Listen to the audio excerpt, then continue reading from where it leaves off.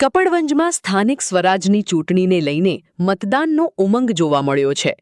કપડવંજના પૂર્વ ધારાસભ્ય અને પૂર્વ મંત્રી બિમલ શાહે પોતાની ધર્મપત્ની સાથે મતદાન કરી લોકશાહીના પાવન પર્વમાં ભાગ લીધો હતો.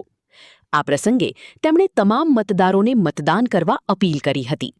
બિમલ શાહે જણાવ્યું હતું કે મતદાન એ દરેક નાગરિકનો મહત્વપૂર્ણ અધિકાર છે અને આ અધિકારનો ઉપયોગ યોગ્ય ઉમેદવારને મત આપી કરવો જોઈએ.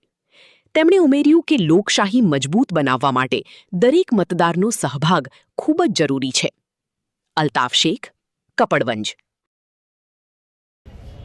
હું બિમલ શાહ, અહીંનો માજી ધારાસભ્ય, માજી મંત્રી, અને મારો મત કપડવંજ નગરપાલિકાની અંદર આજે જે પ્રમાણેની ચૂંટણી અને લોકશાહીનો પર્વ છે, લોકશાહીના પર્વમાં હું અને મારો પરિવાર મતદાન કરવા માટે અહીંયા આવ્યા છે.